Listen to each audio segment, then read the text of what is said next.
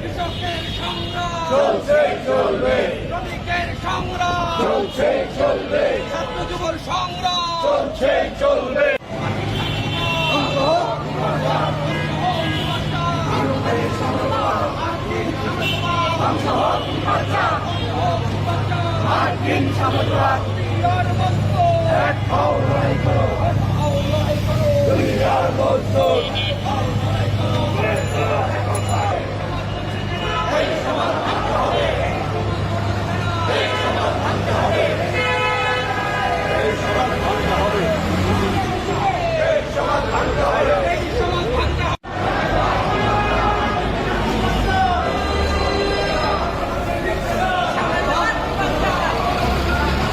নানানভাবে ছুঁড়ে ফেলতে চায় নানান অপশক্তি। বাংলাদেশের কমিউনিস্ট পার্টি এর বিরুদ্ধে তার যে লড়াই, সেই লড়াই পরিচালনা করবে।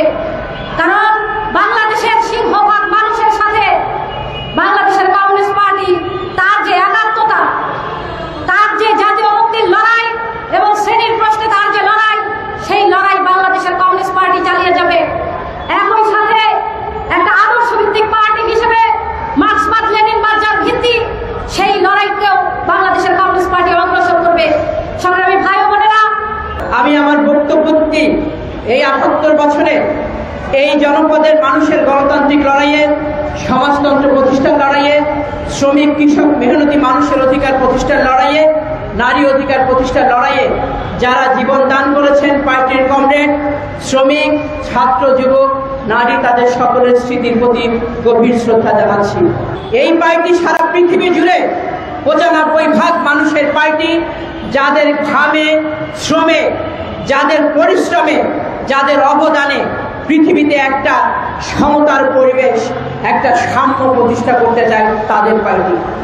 আজকে আমরা এমন এক সময়ে বাংলাদেশের কমিউনিস্ট পার্টির ৭৮তম প্রতিষ্ঠা বার্ষিকী পালন করছি, যখন বাংলাদেশেও একটা নতুন পরিবেশ বিরাজ করছে এবং সারা বিশ্ব জুড়ে একটি যুদ্ধের এবং সাম্রাজ্যবাদের একটি যে আগ্রাসী ভূমিকা, তার একটি চূড়ান্ত রূপ আমরা দেখতে পাচ্ছি। এই ৭৮তম প্রতিষ্ঠা বার্ষিকীর এই সমাবেশে দাঁড়িয়ে আমি বাংলাদেশ সহ সারা পৃথিবীর মানুষকে কমিউনিস্ট পার্টির পক্ষ থেকে এই আহ্বান জানাতে চাই, কমিউনিস্ট পার্টির পক্ষ থেকে এই অনুরোধ জানাতে চাই, পৃথিবী জুড়ে সাম্রাজ্যবাদের আগ্রাসী চরিত্র যেভাবে উন্মোচিত হয়েছে, সাম্রাজ্যবাদ যেভাবে পৃথিবীর প্রান্তে প্রান্তে নিপীড়িত মানুষের উপরে শোষণ নির্যাতন চালিয়ে যাচ্ছে, তার বিরুদ্ধে আমাদের ঐক্যবদ্ধ হতে হবে এবং এটাই কমিউনিস্ট পার্টির লড়াই। সেছিলাম ২৪ সালে বৈষম্যহীন বাংলাদেশ গড়ার একটি স্বপ্ন নিয়ে এদেশের ছাত্র, যুবক, রিকশাওয়ালা, শ্রমিক, নারী সবাই রাস্তায় নেমেছিল।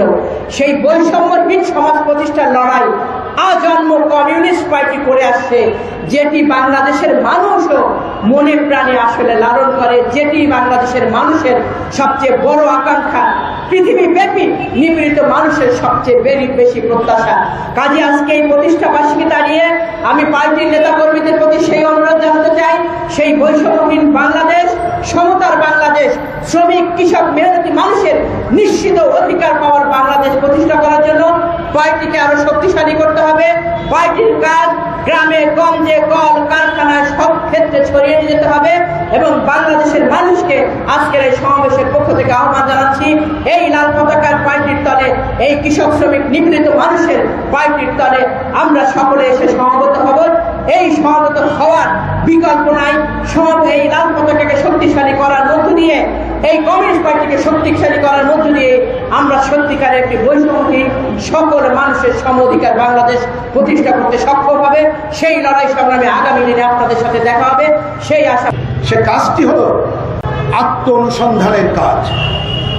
এই যে মানুষ এত আকাঙ্ক্ষা করে, আমাদের এই যে কমরেডরা এত আত্মদান করলো, এখনো পর্যন্ত শ্রমিক মেহনতি মানুষ দৈনন্দিন নিজেদের জীবন আরেকটু স্বচ্ছন্দে থাকতে পারত, সেটি না করে এখানে এসে সময় দিচ্ছেন।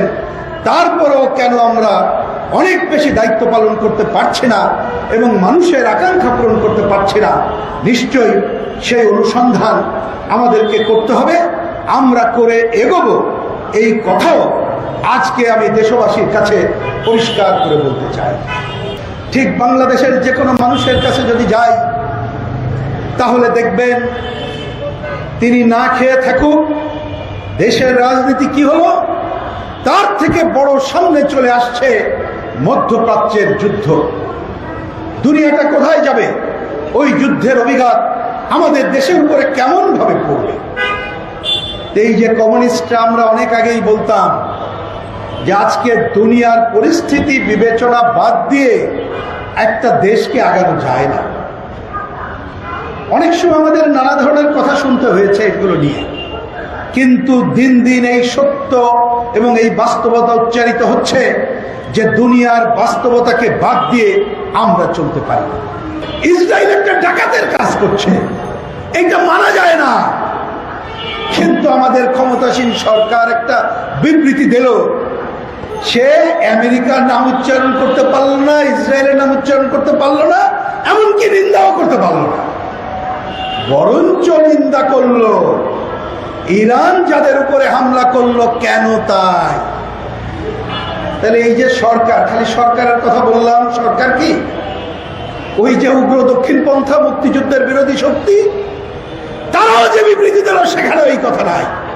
11 দফা রচনার পেছনে আমাদের পার্টি নেতৃত্বের ভূমিকা পালন করেছে।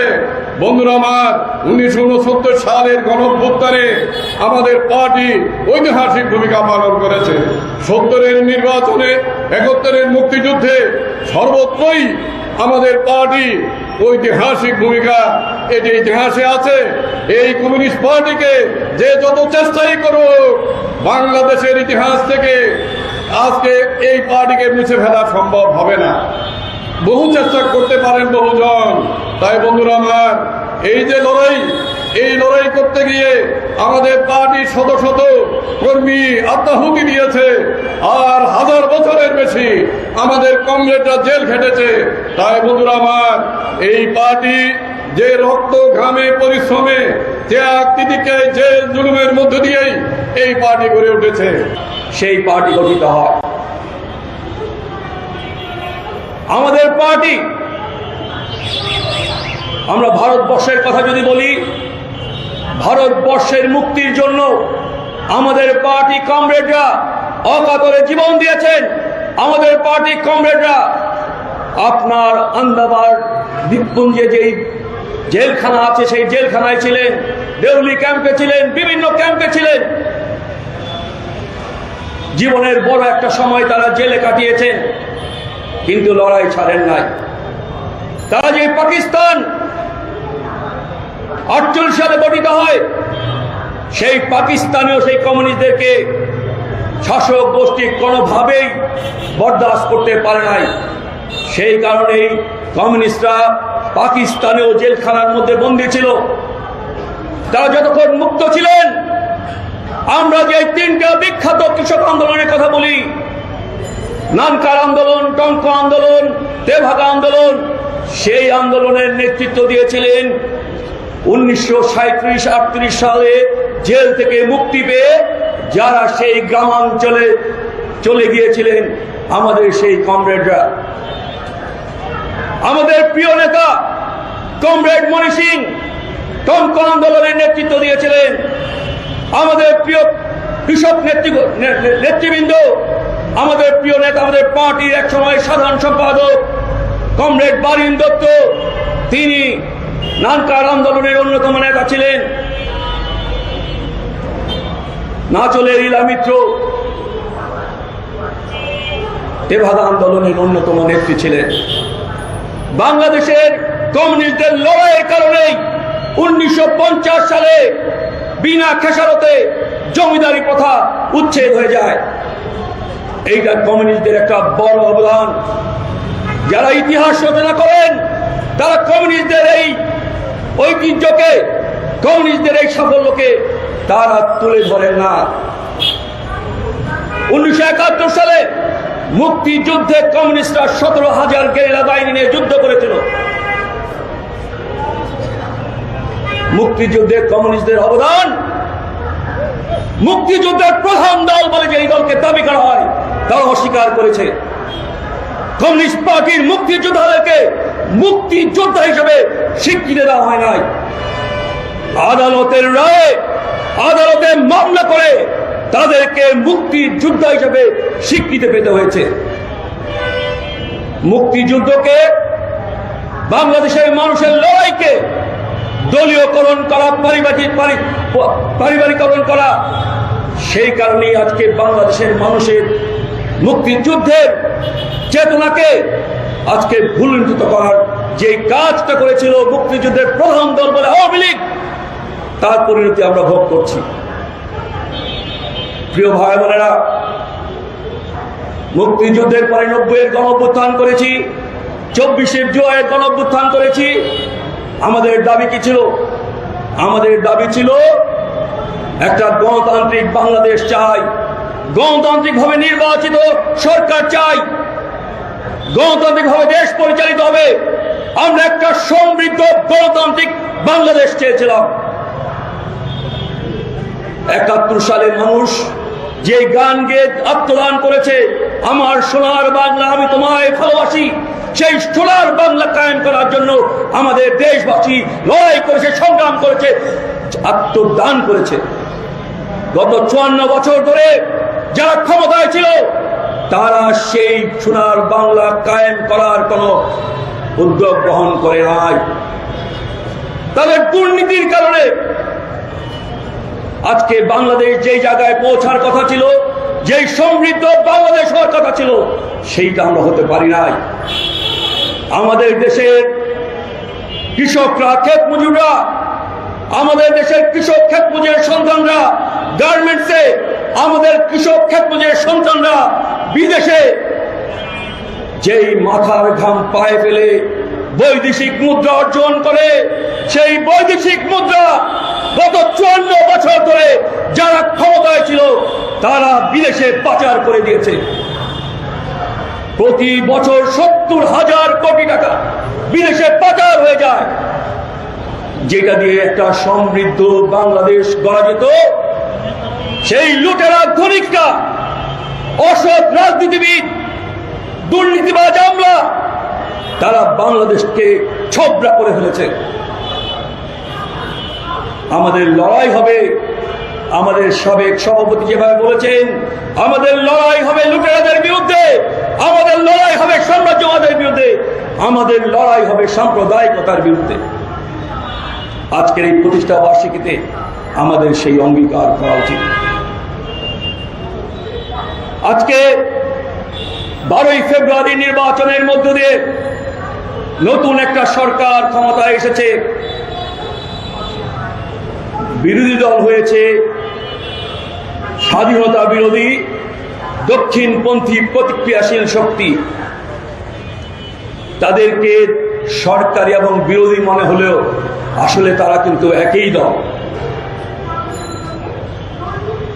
ওই সাম্রাজ্যবাদের দালাল আমাদের পররাষ্ট্রমন্ত্রী খলিল সাহেবই বলে দিয়েছেন, নির্বাচনের আগেই 9ই ফেব্রুয়ারি মার্কিন সাম্রাজ্যবাদের সাথে যে বাণিজ্য চুক্তি করা হয়, তাতে ইউনূস, তারেক, শফিক 3 জনের এই মত ছিল।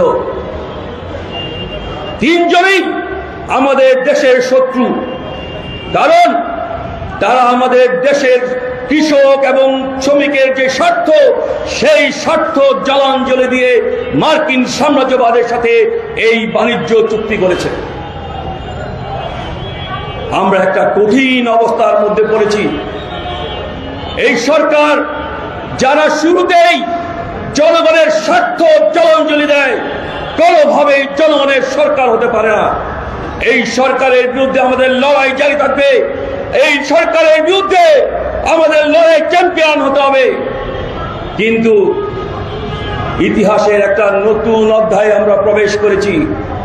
সরকারের বিরুদ্ধে আমাদের লড়াই চলবে, কিন্তু তার চেয়েও বেশি লড়াই হবে সরকার বিরোধী যারা আছে, 71-এর ঘাতক, যুদ্ধাপরাধী, মুক্তিযুদ্ধ বিরোধী, দক্ষিণপন্থী, প্রতিক্রিয়াশীল শক্তির বিরুদ্ধে। আমাদেরকে আরেকটা লড়াই করতে হবে। সেই লড়াই হচ্ছে আমাদের দেশের যে ইতিহাস, আমাদের জাতির যে ইতিহাস, মুক্তিযুদ্ধের যে ইতিহাস, সেই ইতিহাসের আওয়ামী ন্যারেটিভ, সেই ন্যারেটিভের বাইরে আমাদের কমিউনিস্ট এবং বামপন্থীদের মুক্তিযুদ্ধের, আমাদের স্বাধীনতা সংগ্রামের, আমাদের লড়াইয়ের নতুন ন্যারেটিভ রচনা করতে হবে। ফলে আমাদেরকে আজকে বিভিন্ন ফ্রন্টে লড়াই করতে হবে, আমাদেরকে সরকারের বিরুদ্ধে লড়াই করতে হবে, আমাদেরকে সাম্প্রদায়িক শক্তির বিরুদ্ধে লড়াই করতে হবে, আমাদেরকে মুক্তিযুদ্ধের আওয়ামী ন্যারেটিভের বিরুদ্ধে আমাদের লড়াই করতে হবে, আমাদের নতুন ন্যারেটিভ লড়াই করে তোলার জন্য। প্রিয় বন্ধুরা আমার, আমাদের বন্ধুরা এখানে যারা বক্তব্য রেখেছেন তারা বলেছেন মার্কিন সাম্রাজ্যবাদ কিভাবে আজকে সারা পৃথিবীতে একটা তৃতীয় বিশ্বযুদ্ধ লাগানোর পায়তারা করছে। সেই যুদ্ধ হবে পারমাণবিক যুদ্ধ, আর সেই যুদ্ধ যদি হয় তাহলে পৃথিবীর কেউই রক্ষা পাবে না সেই যুদ্ধ থেকে। ফলে সেই যুদ্ধের বিরুদ্ধে আমাদেরকে দাঁড়াতে হবে, মার্কিন সাম্রাজ্যবাদের বিরুদ্ধে, ইসরায়েলি জায়নবাদের বিরুদ্ধে, এবং ওই ইউরোপীয় ইউনিয়ন তাদের যে সাম্রাজ্যবাদী যে ভূমিকা, সেই ভূমিকার বিরুদ্ধে আমাদেরকে দাঁড়াতে হবে। প্রিয় ভাই বোনেরা, আমি আর বক্তব্য দীর্ঘায়িত করব না, আমাদেরকে এই ৭৮তম প্রতিষ্ঠা বার্ষিকীতে শপথ নিতে হবে যে আমরা আমাদের সংগঠনকে গ্রামে গঞ্জে কলে কারখানায় নিয়ে যাব। আমাদের সংগঠনের মধ্য দিয়ে যে সাম্রাজ্যবাদী শক্তিগুলি আজকে সরকারে এবং বিরোধী দলে আছে, তাদের বিরুদ্ধে যেই প্রবল লড়াই শুরু হবে, সেই লড়াইয়ে আমাদের পার্টিকে প্রধান ভূমিকা রাখতে হবে, আমাদেরকে পিভটাল রোল প্লে করতে হবে। আমাদের নেতৃত্বেই আজকে দেশে বামপন্থীদের ঐক্য গড়ে তুলতে হবে, আমাদের নেতৃত্বেই কমিউনিস্টদের ঐক্য গড়ে তুলতে হবে, এবং সেই সাথে আমাদের বাংলাদেশের ইতিহাস যদি লিখতে হয়, বলতে হয়, কমিউনিস্ট পার্টিকে বাদ দিয়ে কোনো ইতিহাস লেখা যাবে না। পাকিস্তানের 23 বছর যে শোষণ, নিপীড়ন, বঞ্চনা, তার বিরুদ্ধে কমিউনিস্ট পার্টির গৌরবোজ্জ্বল ভূমিকা রয়েছে, যার ভেতর দিয়ে 1971 সালের মহান মুক্তিযুদ্ধ সংগঠিত হয়েছিল। কমিউনিস্টরা, বামপন্থীরা সেই মুক্তিযুদ্ধে গুরুত্ব